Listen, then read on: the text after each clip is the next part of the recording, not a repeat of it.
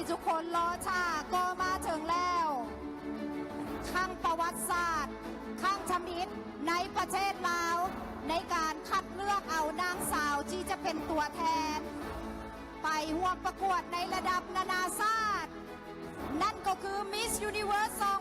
2017 ได้แก่หมายเลขได้แก่หมายเลข MUL 3 Congratulations MUL3 the first ever Miss Universe Lao 2017 Suphapon Somvijit and also congratulations for MUL9 for the first runner-up on a long home Sombat ตอนนี้หอประชุมแมงซ่านของเขาแตกแล้วเนาะตอนนี้เนาะเพราะว่ากองเสียของเขามีทั้งคนให้คนดีใจเนาะประทับใจเลยฉะนั้นในลำดับต่อไปเขาจะขอมอบของรางวัลให้กับของอันดับหนึ่งกันก่อนเนาะฉะนั้นขอเรียนเชิญผ่านนางอุทรทิพย์สุวรรณวงศ์รองประธานสถานีโทรภาพทีวีลาว HD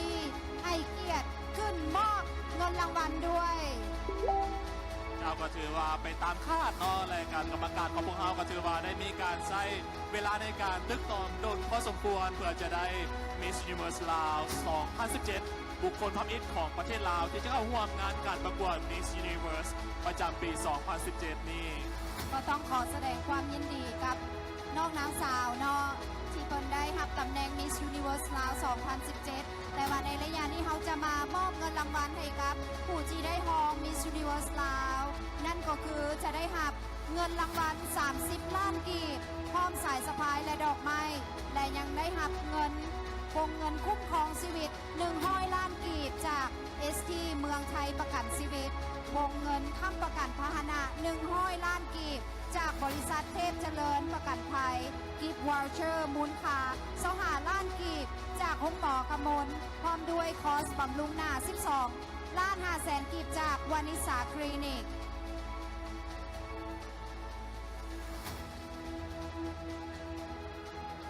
เจ้าและก็ต้องขอขอบใจมายังทานนางอุทรทิพย์สุวรรณวงศ์รองประธานสถานีโทรภาพทีวีลาว HD ขอเชิญนางสาวของเฮาอยู่ต่ออีกเนาะขอเชิญนางสาวของเฮาอยู่ต่ออีกน้อยหนึ่งเนาะ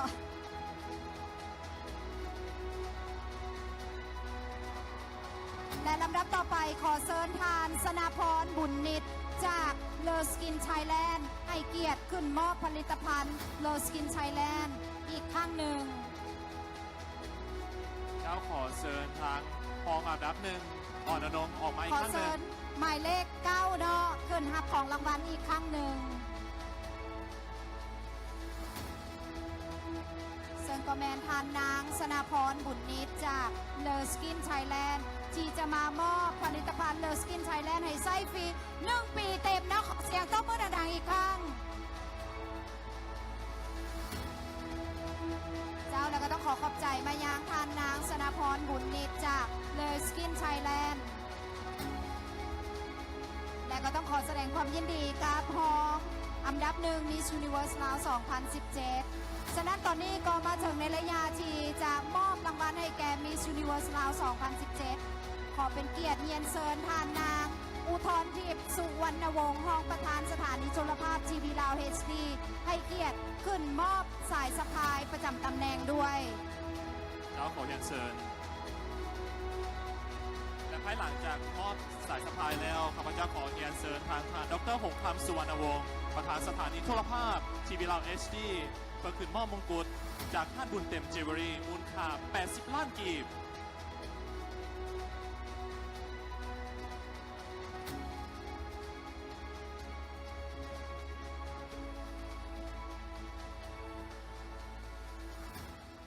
ก็ต้องขอแสดงความยินดีกับ Miss Universe ลาว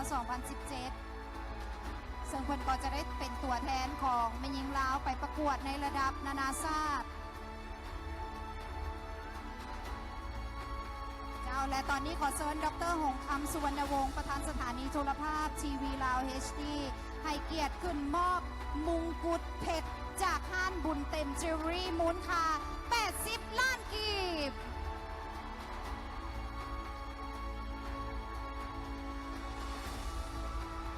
ข Universe ลาว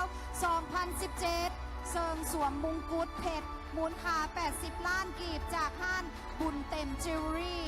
โดยทานดรหงคำสุวรรณวงศ์ประธานสถานีโทรภาพทีวีลาว HD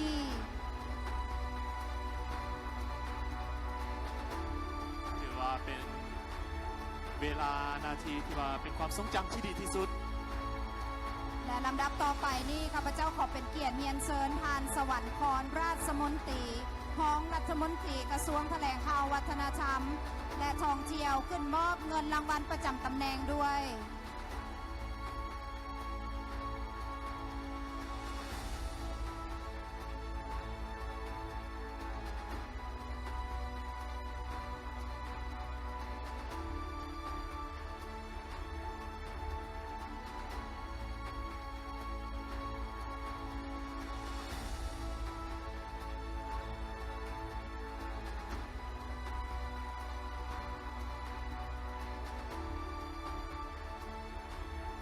โดยซึ่งว่า Miss Universe ลาว 2017 จะได้รับเงินรางวัลประจำตำแหน่งมูลค่า100 ล้านกีบ เจ้าและมาฮอดตอนนี้ก็ต้องขอขอบใจมายังทุกท่านด้วยเนาะและที่สำคัญในลำดับต่อไปขอเป็นเกียรติเนียนเชิญทานสอนเพชรพันตมาห้องผู้อำนวยการบริษัทลาวเชฟเจริญประกันภัยให้เกียรติขึ้นมอบเงินรางวัลด้วย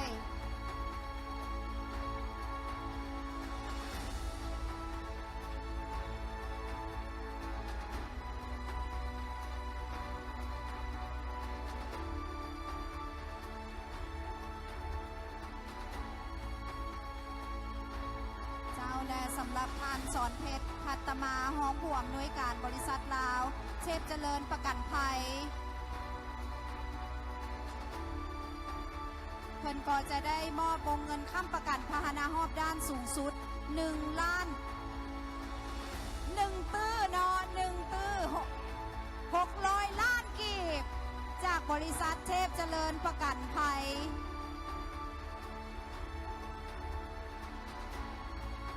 ต้องขอแสดงความยินดีนำและนอกจากนั้นก็ยังจะได้รับวงเงินคุ้มครองชีวิต250 ล้านกีบจากเฮสทีเมืองไทยประกันชีวิต เจ้าขอขอบใจมายังทานสอนเพชรพันตมาห้องผู้อำนวยการบริษัทลาวเทพเจริญประกันภัยและลำดับต่อไปนี้ข้าพเจ้าขอเป็นเกียรติเนียนเชิญทานนางสิริเพนพันศรีธรรมผู้อำนวยการห้องหมอกมล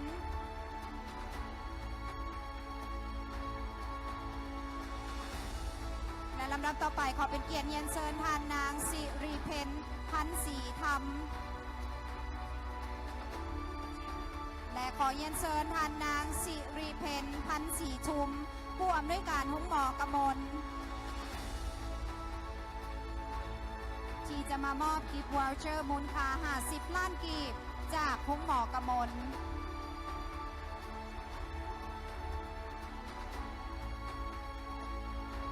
เจ้าก็ต้องขอขอบใจมายังทานนางสิริเพนพันศรีทุมผู้อำนวยการห้องหมอกมลและลำดับต่อไปขอเยียนเชิญทานดร.วีรวิทย์เนติพิสิทธิ์กุลกรรมการผู้จัดการบริษัทวาสนาคลินิก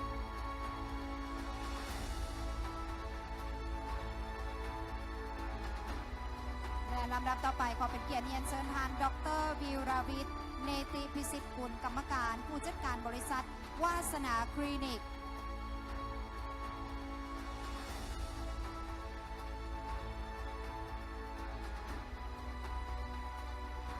ซึ่งเพิ่นจะมามอบคอร์สบำรุงหน้า25 ล้านกีบจากวานิสาคลินิก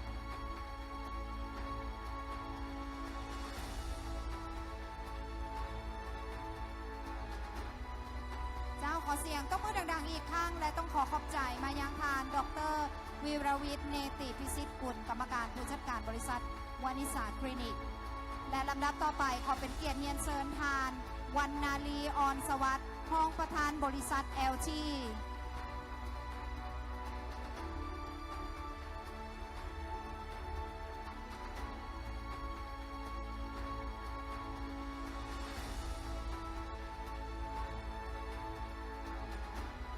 ำดับต่อไปขอเชิญทานนางวรรณาลีออนสวัสดิ์รองประธานบริษัท LT ซึ่งเพิ่นจะมามอบคอมพิวเตอร์โน้ตบุ๊ก1เครื่องจากบริษัท LT คอมพิวเตอร์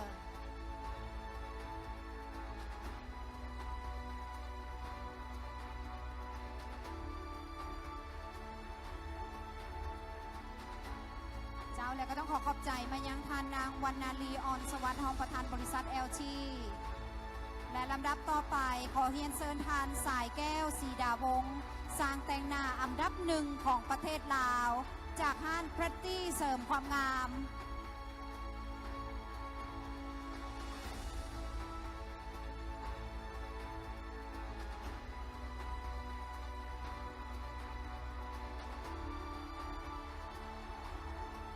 ซึ่งว่าทานสายแก้วสีดาวงศ์สร้างแต่งหน้าอันดับหนึ่งของประเทศลาวเพิ่นก็จะมอบแต่งหน้าฟรีจากห้านแพตตี้เสริมความงาม1 ปีเต็ม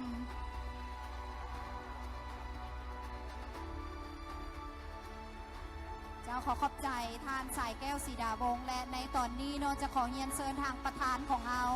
ขึ้นร่วมถ่ายรูปกับ Miss Universe ลาว 2017 ด้วยขอเฮียนเชิญ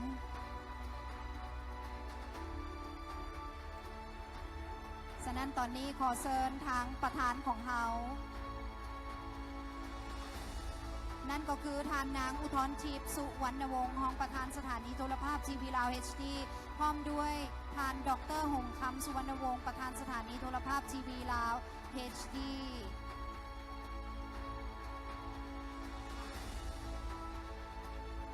พร้อมด้วยทานสวรรครราชมนตรีรองรัฐมนตรีกระทรวงแถลงข่าววัฒนธรรมและท่องเที่ยวให้เกียรติร่วมถ่ายรูปเป็นที่ระลึกแก่น้องนางสาว Miss Universe ลาวและมิสของเฮาทั้ง4หมายเลขด้วยขอเรียนเชิญและมาฮอดตอนนี้ก็ถือได้ว่าเฮาก็ได้รู้ผลกันแล้วเนาะว่า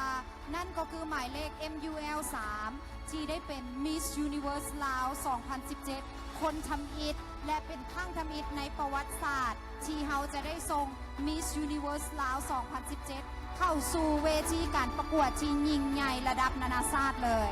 เจ้าภายหลังการถ่ายรูปสิ้นสุดลงพวกเราจะมีการเปิดว่า first walk หรือว่าเป็นการเดินโชว์ความงามอีกครั้งหนึ่งของ Miss Universe ลาว 2017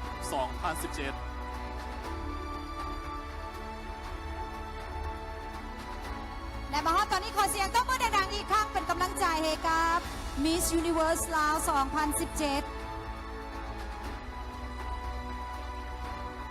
และมาฮอดตอนนี้ก็ต้องขอบใจทางประธานของเฮาที่ได้ขึ้นมาร่วมถ่ายรูปเป็นที่ระลึกในครั้งนี้และตอนนี้เฮาจะเปิดโอกาสมอบเวทีให้กับ Miss Universe ลาว 2017 ได้อวดโสมย่างอวดโสมให้กับทุกทานนั่นได้เบิ่งกันอีกรอบหนึ่งเจ้าก่อนจะมีการเดิน first walk ขอเชิญทางทานนวัดขึ้นเชิงเวทีเพื่อถ่ายรูปพร้อมกับ Miss Universe ลาว 2017 เจ้าขอเรียนเชิญทานนวัดอิสระไก่สินขึ้นเชิงเวทีด้วยเพื่อถ่ายรูปพร้อมกับ Miss Universe ลาวพร้อมด้วยห้องอีกทั้ง4ทานขอเรียนเชิญ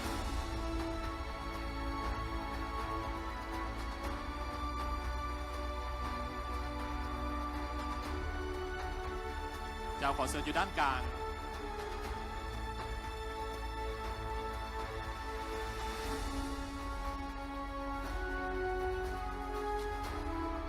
ก็ถือได้ว่าข้างนี่เป็นข้างสมิธของประเทศลาวเลยและเป็นข้างประวัติศาสตร์ในประเทศลาวเลย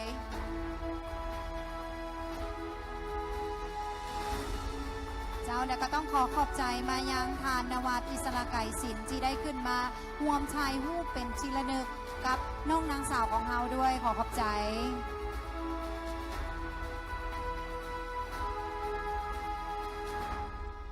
เจ้าขอเชิญ Miss Universe ลาว 2017 อย่าง First Walk ได้เลยขอเรียนเชิญ